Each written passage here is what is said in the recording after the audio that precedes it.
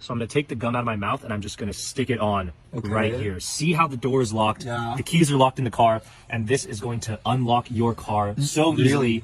So this is the process. I know people lose their keys in the cars and they lock it in. You're never gonna have to call your insurance companies again. So I have 2 C batteries, and what I'm doing here is I'm going to create a supercharger to open up and pop this open. What? So you don't want both positive ends on one side. You want to alternate it. And now I'm just going to use a rubber band and close these together so they're really tight, right?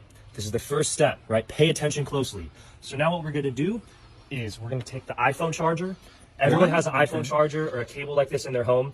And the whole point of this is that you can use stuff in your house. If you lock your keys, you can run back in and just get it, no problem. So what I'm going to do is you want to create a point of contact from this end onto both ends here. Make sure you don't want it to be on the left side or the right side. It has to be touching both.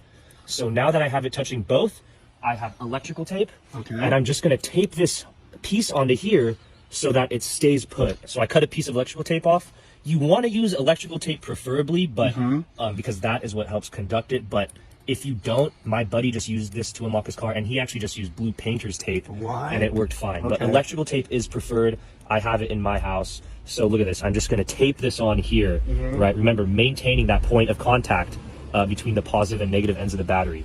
So I'm just going to press this on. So now you might be wondering, what are we going to use this other end for? This is going to go inside of this keyhole. So the gun that I used is that so it stays in. The way that this keyhole mechanism works is it'll automatically pop something out, but I put the gum so it's going to remain inside here. So the reason why I used gum is that it's a very good insulator, right? So we're creating basically a little battery here that's going to mimic the key fob that you click the button and it pops it open.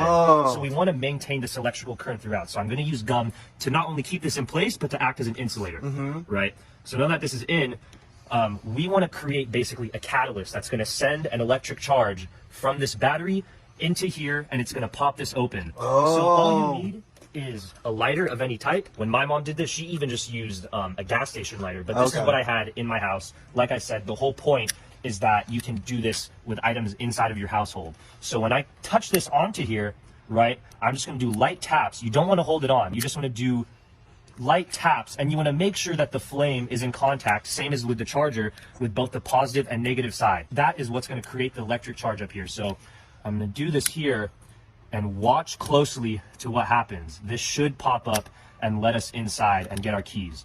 So it might take a couple tries. I might even hold it on for longer for this one. But if you hold it right, see that? Oh my God, See that? it worked! It popped up and we're in. Look at that.